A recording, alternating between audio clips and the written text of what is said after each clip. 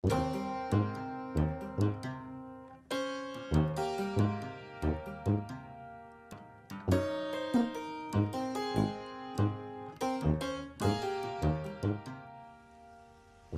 we first got the phone call from the Angs, he's like, it's been in the garage for 40 years with a cover on it. My dad, put it away back in the 70s, and we haven't touched it since. We did anticipate one day, having that car resurface. It was always just something that took a little more effort than anyone's willing to put time into to get it going.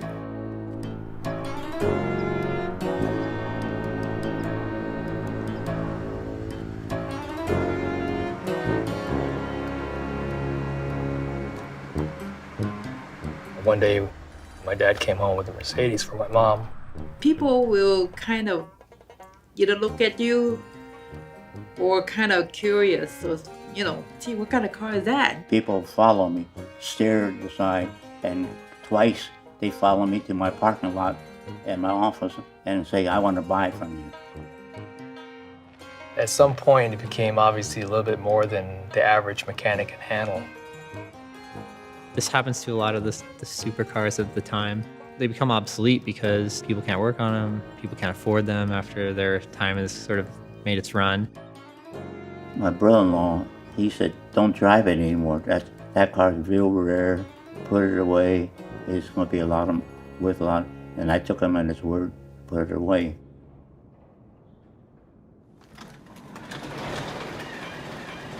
I have a pretty good intuition on what something really is, and I mean, I was like ecstatic by the whole thing. I had a lot of flashbacks right then, and it had been really, 30, 35 years since, I had been in the position of seeing it again. I got kind of choked up.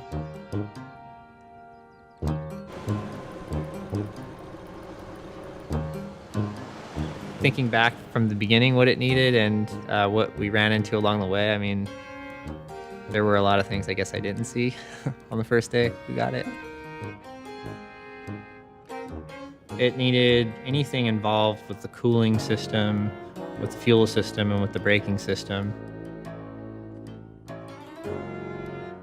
I see a car that's perfect, and it's 60 years old, and I instantly think, okay, that's been restored, which is great and it's amazing. But I don't always mind seeing some of the wear and patina of a car that's 50 or 60 years old, because I like to see what it was and how it's held up over time and how it can still look. I mean, look at that. We haven't, that's almost 100% original. Of course, we've restored it and we've gone through it and we've touched every part of the car, but it's still preserved in its very original form. It's original paint, it's original interior, it's original wood. And that to me is far more special. There's like a classic cliche in the automotive building world, which is it's only original once. I'm a real believer that, we don't really own things forever and that we just kind of act as custodians to them. I was very comfortable with the fact that the car was basically changing hands to someone, of a different generation and a better appreciation for what it is and what it will be again.